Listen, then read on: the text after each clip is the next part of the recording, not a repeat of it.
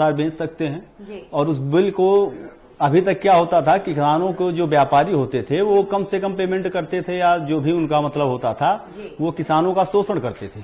तो इस बिल से सरकार ने कहीं ना कहीं इस बात को मतलब सिद्ध किया है कि कम से कम अब कोई ऐसा नहीं हो सकता है कि कोई बीच में बिचौलिया आएगा या किसी प्रकार से कोई जो है एजेंट के रूप में काम करेगा। आप देखिए पहले होता था क्या, मंडियों में भी हम जाते थे तो मंडियों में भी कहीं वहां आप जाने से पहले 10 लोग आपको मिलने के लिए तैयार होते थे। आज ऐसी इस बिल के माध्यम से ये नहीं होने होगा। अगर ये बिल इतना ही ठीक है, किसानों के इतना हित में है, तो आखिर क्यों किसान इस बिल का विरोध कर रहे हैं? देखिए किसान विरोध नहीं, किसानों से विरोध करने के कई पहलू हैं। किसान अकेले विरोध नहीं कर रहा है,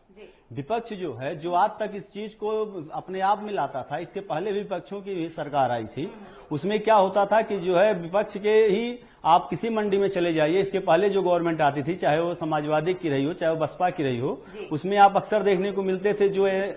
बिचौलिया होते थे, जो व्यापारी होते थे वो उन्हीं के लगभग कार्यकर्ता होते थे। तो मुझे ये देखने को, क्योंकि हम लोगों ने भी देखा है किसानों का जो भी मुद्दा है, उस मुद्दे पहले हम लोगों का भी जो बेचने का होता था तो मैं किसी एक क्षेत्रीय नेता को पकड़ता था तो जल्दी से हमारा जो है क्रय केंद्रों पे बिक्री होता था। तो मिला जुला के ये चीज सिस्टम खत्म होने के विपक्ष उस पे जो है बार बार जो है उन किसानों को जो है गुमराह कर रही है। और उस कारण से जो है, क्योंकि अकेले कहीं आप नहीं देखेंगे कि बिना विपक्ष के किसान कहीं धरने पे बैठा हुआ है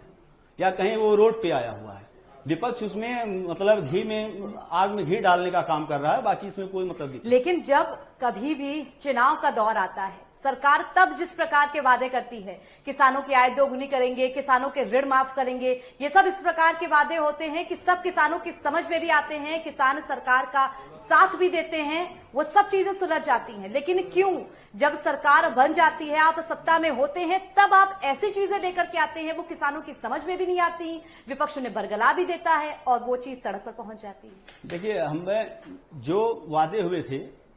लोकसभा चुनाव में नरेंद्र मोदी जी ने किया था, इसका जो है मैं समर्थन इसलिए करता हूं क्योंकि उसमें वादों में उन्होंने कहा था किसान की आय हम दोगुनी करेंगे। तो ठीक है, उसी प्रकार से, क्योंकि हम लोगों ने भी देखा था 2004-06 में हमने जब पढ़ाई पीरियड में रहते थे तो उसमें भी हमारे जो मतलब गेहूं का एक बोरी गेहूं की कीमत लगभग 500 रुपए तक जाती थी समथिंग। आज धीरे धीरे उसकी बढ़त में अगर हम पिछली अभी इस बार जो गेहूं का हमने मतलब अपने क्षेत्रों में बिकवाया है 1925 रुपए के रेट में बिकवाया है। तो मिला जुला के उसकी जो है मतलब आय है वो हम दोगुनी करने के लिए गवर्नमेंट के लिए रीजन क्या है कि थोड़ी क्या होती थी उसमें गवर्नमेंट हम जैविक खाद का प्रयोग करवाना चाहती है गवर्नमेंट, क्योंकि उसके हम लोग डाई यूरिया का प्रयोग खेतों में करते हैं और उस खेतों से क्या होता है कि हमारी स्वास्थ्य पे भी प्रभाव पड़ता है। उसके साथ ही साथ मैंने ये देखा कि जो है स्वास्थ्य पे प्रभाव पड़ता है और हम जैविक खाद का प्रयोग करके मैं किसान की आय को दोगुनी, जब हम जैविक खाद डालेंगे खेतों में तो आय की इनकम जो होगी हमारे, जो जैसे डाई यूरिया हम डालते हैं तो वो महंगाई वाला जो हमारा प्रोडक्ट है वो गवर्नमेंट रोकेगी, आप किसान रोकेगा नहीं पड़ेगा, तो वो भी हमारी आय में दुगनी करने में एक सार्थक सिद्ध होगा। तो इस तरह से हम योजना, और साथ ही साथ हम लोग जिस प्रकार से हम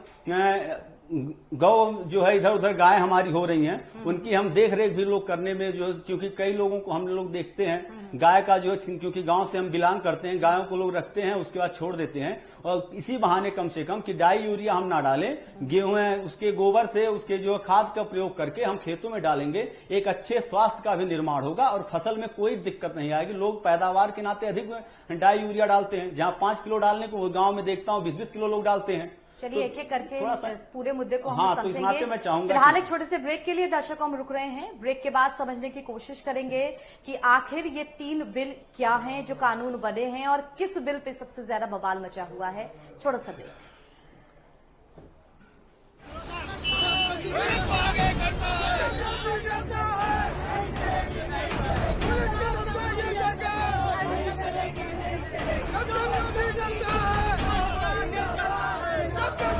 Come on,